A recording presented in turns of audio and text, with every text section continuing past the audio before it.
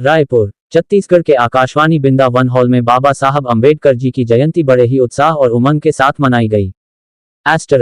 रायपुर से लक्ष्मी बर्वे की खास रिपोर्ट। रायपुर, छत्तीसगढ़। बाबा साहेब भीमराव अंबेडकर जयंती के शुभ अवसर पर आयोजित कार्यक्रम में भारी संख्या में लोगों ने अपनी उपस्थिति दर्ज कराई, जिसमें महिलाओं की भागीदारी विशेष रूप से उल्लेखनीय रही। कार्यक्रम में उपस्थित वक्ताओं ने बाबा साहब भीमराव अंबेडकर के आदर्शों को आत्मसात करते हुए एक ऐसे भारत के निर्माण का संकल्प लिया, जहां सामाजिक न्याय और समानता स्थापित हो सके। उन्होंने अपने संबोधन में कहा कि बाबा साहब ने आजीवन दबे कुचले और पीड़ित लोगों की आवाज को बुलंद किया। भारतीय संविधान का निर्माण कर उन्होंने देश को एक ऐसा मजबूत आधार दिया, जो सभी नागरिकों को समान अधिकार और अवसर प्रदान करता है। वक्ताओं ने बाबा साहब को एक महान पुरुष और समाज सुधारक बताते हुए उनके योगदान को याद किया। इस महत्वपूर्ण कार्यक्रम में मुख्य रूप से प्रदेश अध्यक्ष प्रोफेसर के एल टांडेकर, जिला अध्यक्ष रायपुर अरविंद कुंभरे, जिला महासचिव संतोष चौहान, जिला सलाहकार किशोर चौहान, प्रदेश उपाध्यक्ष आशा मनघटे आदित्य और अन्य कई वरिष्ठ समाजसेवी एवं पदाधिकारी उपस्थित थे। सभी ने बाबा साहब के जीवन और उनके विचारों पर प्रकाश डाला और उनके बताए मार्ग पर चलने का आह्वान किया।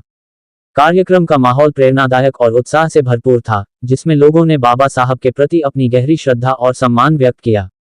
महिलाओं की भारी संख्या में उपस्थिति इस बात का प्रतीक थी कि समाज के सभी वर्ग बाबा साहब के विचारों से प्रेरित हैं और उनके सपनों को साकार करने के लिए प्रतिबद्ध हैं। उनके 3 मंत्र को ही ग्रहण करना है और ग्रहण करके हम अपने समाज का विकास, समाज को आगे ले जाने में सफल हो सकते हैं। बाबा साहब के 3 गुरु थे, 2 गुरु थे। पहले गुरु उनके जो थे वो आदरणीय ज्योतिराव फुले पहले उनके गुरु थे। दूसरे गुरु उनके तथागत गौतम बुद्ध थे। उन्होंने गुरु रविदास जी के जो उद्देश्य थे, उनका जो संघर्ष था, ज्योतिबा फुले जी के जो संघर्ष, जो उनके उद्देश्य थे, उनसे प्रेरणा लेकर उन्होंने समाज में बराबरी का अधिकार था, संपत्ति में बराबर का अधिकार था, ऐसे बिल, हिंदू कोड बिल उन्होंने प्रस्तुत किया। तो वहाँ के जो संसद के लोग थे, उन लोगों ने बिल को पास नहीं होने दिया। तो अंबेडकर जी उससे निराश हो गए, दुखी हो गए कि मैं महिलाओं के लिए कुछ करना चाहता हूँ और ये मेरे साथी जो है इनको जो है पास नहीं होने दे रहे हैं करके उन्होंने जो मंत्री थे, कानून मंत्री, उस समय के जो सबसे ज्यादा यदि कोई पढ़े लिखे आदमी था तो अंबेडकर जी थे। उनसे ज्यादा पढ़ा लिखा कोई आदमी नहीं था वहाँ पर। तो उनको नेहरू जी के और वल्लभ भाई पटेल के निर्देशन में, मार्गदर्शन में उनको भारत का कानून मंत्री बनाया गया, विधि मंत्री बनाया गया। और जब उनके बिल पास नहीं हुआ तो उनको इस्तीफा देना पड़ा। मैं जब कुछ करने का सकता महिलाओं के लिए तो मैं इस पद में नहीं रहूंगा करके उन्होंने इस्तीफा दे दिया। तो ऐसे महान, और अभी जो श्रमिकों का आप देखते हैं ना, पहले श्रमिक लोगों को 12 घंटा काम करना पड़ता था, तब मजदूरी मिलता था। क्योंकि टाइम जो है उनका निर्धारित नहीं था, घंटा निर्धारित नहीं था, 12 घंटा काम करते थे। तो अम्बेडकर जी जब इस बातों को गंभीर चिंतन और मनन किए कि ये तो हमारे श्रमिक भाई के लिए बहुत अत्याचार हो रहा है, तो उन्होंने 8 घंटा किया। मजदूर वर्ग आज 8 घंटा काम करता है, तब उसको मजदूरी मिलता है। शासकीय कर्मचारी भी 8 घंटा काम करता है, तब उनको जो है मजदूरी मिलता है। तो ऐसे उन्होंने बहुत सारे काम किए और इतना काम किए तो भारत सरकार ने उनको 1990 में उनको पुरस्कार दिया, भारत का सबसे बड़ा सम्मान जिसको कहा जाता है भारत रत्न पुरस्कार। बहुत पहले मिल जाना चाहिए, लेकिन उनको मरणोपरांत दिया। जब दुनिया से गए तो वो जो सन था वो क्या था, 1956। वो जो सन था जब अम्बेडकर जी दुनिया से चले गए। अम्बेडकर जी ने कहा कि क्या जब हिंदू में जब था ना, हिंदू जब धर्म था, तो देखो ये बांटने वाले कौन लोग थे, आप सब जान रहे हो कि ये 4 वर्णों में इसको बांट दिया गया मनुष्यों को, ब्राह्मण, क्षत्रिय, वैश्य और शूद्र। ये 4 वर्णों में बांट दिया गया। और कौन बांटे? ये ऊपर के लोग बांटे, जो सबसे ऊपर में, जिनका काम केवल जो है अपने लिए अपना काम निर्धारित कर लिए कि हमारा काम केवल और केवल पूजा पाठ करने का है, ज्ञान देने का है, पूजा करने का है, ये हमारा काम है। ये बांट दिया गया। ब्राह्मण लोग अपना काम को ले लिए। दूसरा क्षत्रिय वर्ग बना दिया गया जो रक्षा करेंगे। बोलने से ही काम नहीं बनेगा, उनके आदर्शों पे उनका जो ज्ञान बताया है उन पे चलना भी जरूरी है। इसलिए बाबा साहब के बारे में जितना बोला जाए वो बहुत कम है। और बाबा साहब की पूरी दुनिया नमन करती है उनको, और पूरी दुनिया उनके ज्ञान के सामने नतमस्तक है। और हम लोग कुछ भी नहीं है, हम जो समाज में योगदान दे रहे हैं उनके बताए हुए रास्ते पे चल रहे हैं, ये बहुत ही कम है। हमको और भी उनके बताए हुए रास्ते पे चलना है। जैसे कि बाबा साहब ने बोला है कि शिक्षा वो प्रेमी का दूध है, जो पिएगा वो नहाएगा। लेकिन क्या हमारे समाज में शिक्षा के विषय पे जोर दिया जा रहा है? दिया जा रहा है, लेकिन जिस तरह दिया जाना चाहिए शायद उस हिसाब से नहीं दिया जा रहा है। और अभी हम पे इस पे और भी काम करना है, क्योंकि हमारे समाज में बैठकें होती है, कार्यक्रम होता है, लेकिन जो मेन मुद्दा है शिक्षा के लिए, रोजगार के लिए, उस पे काम अभी और होना बाकी है। तो मेरे समाज के आदरणीय सभी भाई बंधु से और सभी लोगों से मैं निवेदन करूंगी कि इस विषय पर भी ध्यान दिया जाए, ताकि हमारे जो घर के समाज के गरीब बच्चे हैं, जो ऐसे बच्चे हैं जो पढ़ने लिखने में टैलेंटेड हैं, लेकिन उनको अवसर नहीं मिल पाता है, या तो अवसर मिलता है तो उनके पास कुछ धनराशि की कमी होने के कारण वो उस जगह नहीं पहुंच पाते हैं जहां उनको उचित शिक्षा मिल पाए। तो इन क्षेत्रों में भी ध्यान दिया जाए, मेरा निवेदन है सभी से। और इसके लिए कुछ ऐसी चैरिटी या संस्था का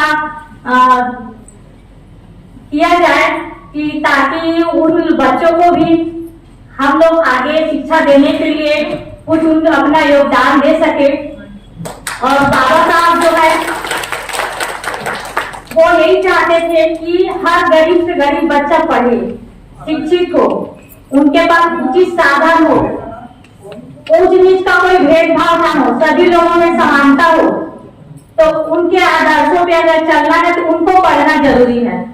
तो हर घर में एक संविधान की पुस्तक जरूर होनी चाहिए और बाबा साहब की जीवनी की पुस्तक जरूर होनी चाहिए, ताकि हम उसको पढ़ें और उस पे अपना योगदान दे, काम करें और उनके संघर्षों को याद करते हुए हम अपने कर रहे काम को भी सफल बनाएं, क्योंकि उनके जो संघर्ष है वो बोला नहीं जा सकता, क्योंकि वो वास्तव में एक महामानव थे जो एक दलित समुदाय में पैदा हुए और समुदाय में पैदा होने के बाद इतने संघर्ष होने के बावजूद भी वो एक व्यक्ति आज पूरे समाज को, हम लोगों को जाति पाति से और असमानता से निजात दिला। गुरु रविदास महाराज की जय, शिरोमणि गुरु रविदास महाराज की जय।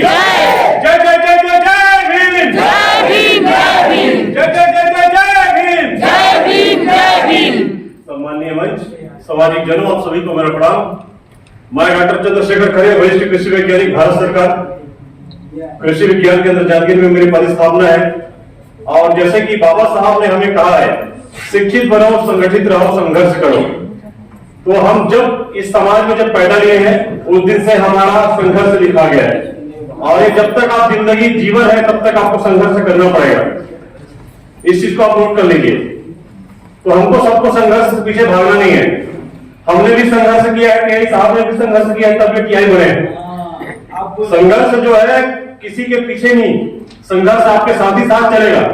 इसलिए चलेगा क्योंकि आप इस समाज में जन्म लिए। जैसे तथागत गौतम बुद्ध ने हमें ज्ञान की शिक्षा दिया, तथागत गौतम बुद्ध के ज्ञान को संत शिरोमणि रविदास महाराज जी ने उन्हीं ज्ञानों को अपने उस इरा में, उस वर्ष में हमें शिक्षा देने के लिए काम किया। फिर संत शिरोमणि रविदास जी महाराज जी के बाद हम आगे चले, गुरु नानक देव जी ने भी वही चीज हमको प्रेरणा दिया, मानव समाज की। थोड़ा सा और हम जब आगे चलते हैं तो अब छत्तीसगढ़ की ओर जहां हम निवास करते हैं, यहाँ भी महान संत हुए, संत शिरोमणि गुरु रविदास महाराज जी के, जो जिनके हर आदर्शों को अगर उनके जीवन में आज से 200 साल, क्योंकि संत शिरोमणि गुरु रविदास जी महाराज 600 साल पहले जो बात कही वो इनके इरा में, इनके काल में संत शिरोमणि गुरु घासीदास बाबा ने हमें 200 साल पहले का मन के एक समान, मानव एक समान, इक्वालिटी एवरी ह्यूमन। और इन सभी के तथागत गौतम बुद्ध के विचारधारा को, तथागत संत शिरोमणि गुरु रविदास जी महाराज के, तथागत हमारे गुरु नानक देव जी के, हमारे पेरियार साहब के, और जितने भी हमारे महापुरुष हुए हैं, चाहे वो फुले हैं या सावित्री माता है, उन सभी के विचारधाराओं का यदि संकलन है, जीवन संकलन है, तो वो है हमारा जो है संविधान। आप संविधान पढ़िए, तभी आपको हक अधिकार के बारे में आपको नॉलेज मिलेगा, ज्ञान मिलेगा। आप संविधान पढ़िए, आपको बताओ भारत में ऐसा कोई चीज नहीं है जो आपको झुका दे। संविधान पढ़िए, आपको आज माताएं बहनें जो यहाँ सज धज के जो बैठी है ना, ये सारी चीज बाबा साहब की देन है। अगर जिस दिन बाबा साहब के आदर्शों विचारों को ये लोग समझ जाएंगे, काम करना शुरू कर देंगे, उस दिन बाकी किसी का आवश्यकता नहीं पड़ेगी। जैसे कि हमारे अभी प्रोफेसर साहब ने कहा कि सबके घर में नाना प्रकार की किताबें मिलती है, एक मिलती नहीं तो है संविधान की किताब। अब हमारा वैज्ञानिक युग है, आप किताब मत रखो, कोई दिक्कत नहीं, मोबाइल से पढ़िए। एक भारत के महान वैज्ञानिक, सुपर वैज्ञानिक हम कह सकते हैं हमारे बाबा साहब। आज बाबा साहब हुए इसलिए डॉक्टर चंद्रशेखर खरे वैज्ञानिक बना। आज बाबा साहब हुए इसलिए टीआई साहब बने। आज बाबा साहब हुए, ये 2 जन प्रोफेसर जो बने ना, ये बाबा साहब की देन है। यहाँ तक जितने लोग हम लोग बैठे हैं सब बाबा साहब की कमाई खाते हैं, तो बाबा साहब की कमाई खाने वाले लोग हैं हम लोग। अब ये मत सोचिए उनके अवसानों को, आज ये जीवन, जिंदगी, ये सांसें, सब चीज बाबा साहब की देन है। आपको ये चीज मान के चलना होगा। जैसा कि मेरा हमेशा फोकस रहता है सिर्फ शिक्षा पे, बाबा साहब ने इतने सारे शिक्षा की स्कॉलरशिप हमारे लिए व्यवस्था की है, इतने सारे छात्रवृत्तियां हमको दे गए हैं कि जाते जाते मेरे जो समाज के बच्चे हैं उनको कोई चीज की पढ़ाई लिखाई अधिकारी बनने में कोई चीज कमी नहीं हुई। लेकिन हम लोग उनके ज्ञान को पढ़ते नहीं। इतना बड़ा बड़ा मोबाइल रखे, एंड्रॉइड मोबाइल, कभी इसको उपयोग नहीं करते हैं। आप इसका उपयोग करिए, इसमें संविधान पढ़ लीजिए, किताब मत रखिए, कोई किताब की जरूरत नहीं। आप इसको मोबाइल में एंड्रॉइड से, पीडीएफ से पढ़िए। शिक्षा और ज्ञान हमेशा वो सैनिक जूझा जो पीता वो दहाड़ता है। हम दहाड़ते हैं, दहाड़ते इंदिरा गांधी कृषि विश्वविद्यालय केवल एकलौता वैज्ञानिक है। आप जाकर देखिए चंद्रशेखर आजाद खरे, आप सिर्फ घर में इंडस्ट्री को खड़े करने में जान जाएगा। अभी जो है हमारे इंदिरा गांधी कृषि विश्वविद्यालय में हम जो प्रथम श्रेणी अधिकारी वैज्ञानिक है, अभी 2 महीने पहले एक आदेश निकाला कि हम वैज्ञानिक जो 17 साल से वैज्ञानिक प्रथम श्रेणी ए ग्रेड के उनको पेंशन नहीं दिया जाएगा, समझे नहीं एकदम, उनको मेडिकल नहीं, चिकित्सा नहीं दिया जाएगा। मैंने चंद्रशेखर रावण जी से बात की, जो हमारे समाज के सांसद है, हमारे समाज के एकलौता से जो अभी संसद में घूमते हैं, दहाड़ते हैं। मैंने उनसे बात किया, तारीख पहले की, मैं 6 बार उनसे मिलने गया दिल्ली में। उनको बताया ये सारी पहले हैं और ऐसा हमारा अधिकार हमको छीना जा रहा है, जबकि हम लोग भारत के सबसे शिक्षित वैज्ञानिक श्रेणी में आते हैं, सबसे ज्यादा शामिल हुए। उन्होंने हमारी बात को सुना, समझा और 27 मार्च को उन्होंने संसद में सभी बात को, हमारी मांगों को संसद में पटल में रखा। और हम लोग यहाँ अपने हक अधिकार की बात अपने समाज की भी नहीं रख सकते। हम अपनी समाज की विचारधारा को दूसरे में हम लोग बांट नहीं सकते। मैं अगर वैज्ञानिक बना तो मेरे भाई वैज्ञानिक कैसे बने उसको बताना चाहिए, तो नहीं। मैं वैज्ञानिक बन के मेरे भाई वैज्ञानिक मत बने। ये प्रोफेसर टीआई बनने के लिए चाहेगा कि मेरे भाई मेरा टीआई पुलिस मत है। क्या मानसिकता है हमारे समाज की? एक पटवारी बनने वाला जो होता है मेरे भाई मेरे आगे मत बढ़े, ये कैसी मानसिकता है? आप सच्चाई देखिए, हमारे पास सबसे बुजुर्ग यहाँ बड़े लोग बैठे हुए हैं और आप इस पीड़ा को मैं देख रहा हूँ। मैं तो आप लोग से उम्र में आधा के आधा है, तीसरा हिस्सा में हूँ, फिर भी मैं ये बात को महसूस करता हूँ। और मैं आप सबसे गुजारिश करूंगा कि आप लोग ऐसी मानसिक धारणा को बिल्कुल मिटा दीजिए। आप ये सोचिए कि मैं वैज्ञानिक बना हूं तो मेरा एक उद्देश्य है कि 100 लोग को वैज्ञानिक बनाऊंगा साल भर में। ये क्या बने 100 लोग को सेवा बनाऊंगा, उनको भर्ती करवाऊंगा, उनको शिक्षा दूंगा। अगर ये प्रोफेसर बने जिनका उद्देश्य होना चाहिए कि 100 लोग प्रोफेसर कैसे बनेंगे? अपनी योग्यता पहुंचा दूंगा तो घर में बैठो यहाँ कैसे? अपनी योग्यता को समाज के बीच में लाओ। आपके माननीय तेंदुलकर जी गवाह है, विजय भैया मनोहर भी गवाह है, जितने समाज के यहाँ तक बैठे प्रोफेसर भी गवाह है। इसी गर्मी के सीजन में पिछले साल जब हमारा समाज जोड़ो यात्रा निकला, मौज में भैया लोग के साथ गया, सब लोग के साथ गया। वहां से 20 बच्चों को हम लोग सरगुजा क्षेत्र मेन पार्ट से चयन करके लाए। यहाँ भारत सरकार के बदौलत, बाबा साहब के संविधान के बदौलत एक संस्थान बना है यहाँ कोटपुरा स्टेशन के पास, जिसका नाम है CIPET, central institute of petrochemical engineering and technology. ये बाबा साहब के संविधान के बदौलत पूरे भारत में हर राज्य में एक सेंटर बना हुआ है। हमारा राज्य बहुत समृद्ध है कि हमारा जो है रायपुर में सेंटर के बाद सीपेट का एक और सेंटर कोरबा में खुल गया है। आप सबसे अनुरोध करूंगा कि हमारे समाज के देखिए ज्यादा से ज्यादा पढ़ने वाला रहेगा, कलेक्टर बनने वाला रहेगा, वो उसकी मेहनत रहेगी तो सरकारी स्कूल से भी कलेक्टर बन जाएगा और प्राइवेट से भी बन जाएगा। तो जो ज्यादा पढ़े नहीं है हमारे समाज के, कम से कम 10वीं 12वीं पढ़े हैं, उनके लिए आप क्या सोचते हैं? यही हमारे समाज के धुरी है, यही हमारे समाज के जो है कर्णधार है, आने वाले चल के हमारी पीढ़ी चलाने वाले यही लोग हैं। लेकिन हम इनके लिए क्या सोचते हैं? हमारे पास क्या इनके लिए कोई अच्छी योजना है? योजना भले कुछ ना, मैं भी इतनी औकात नहीं है मेरी कि सबको मैं बैठा खिला सकूं, पढ़ा सकूं, ना इनमें से जितने लोग बैठे इनकी औकात है, लेकिन औकात है तो बाबा साहब की, जो हम सबको बैठा के खिला रहे हैं। मैं आपसे अनुरोध करूंगा कि कम से कम जो है 10वीं पास बच्चे हैं, 12वीं पास बच्चे हैं, उनको सीपेट संस्थान में भेजिए। अभी मैं उसमें भारत सरकार का सलाहकार सदस्य भी हूं। हर साल उसमें 1000 बच्चों को, हमारे SC/ST बच्चों को एक साल 6 महीने तक रहना खाना ट्रेनिंग पूरा फ्री मिलता है। ट्रेनिंग करने के बाद जैसे 6 महीने कंप्लीट होता है, दूसरे दिन उनके हाथ में 20 से 25 हजार की जॉब होती है। आप बताइए, रायपुर में BA MA MA करने के बाद आपको 5,000 की नौकरी मिल रही थी, बताइए लोग गवाह है। 5,000 की नौकरी भी नसीब नहीं है आप लोग को। अगर बाबा साहब इतनी बड़ी संस्था खोल दी है तो हमारा कर्तव्य बनता है, हमारे मैं हर समाज के हर ग्रुप में डालता हूं, लेकिन किसी की रिप्लाई नहीं आती। इतने बड़े समाज में पढ़े लिखे लोग हैं, किसी के एक जन का प्रोफाइल नहीं आता है, बड़ी दुख की बात है। और हमारे समाज के लोग नशे में, दारू में, अन्य प्रकार के नशों में बना के संलिप्त हो रहे हैं। यहां तक कि आप देख लीजिए, हमारे बिलासपुर संभाग के कई सारे न्यूज़पेपर आप पढ़ लीजिए, माताएं बहनें गवाह होंगी, नहीं पढ़ रहे तो न्यूज़पेपर मैं आपको सामाजिक न्यूज में मैं भेज दूंगा। हमारे समाज के ऐसे लोग हैं, कुछ लोग जो महिलाएं भी दारू बना के बेच रहे हैं, पिलाने वाले भी हमारे, पीने वाले भी अपने, बर्बाद होने वाले भी हम लोग अपने। यही साहब गवाह हैं। हमारे SC/ST के लोग सबसे ज्यादा दारू में केस बनता है, क्योंकि अगर NCRB national crime record bureau में पढ़ता हूं, मेरे को नॉलेज है कि मेरे बात सही होगी।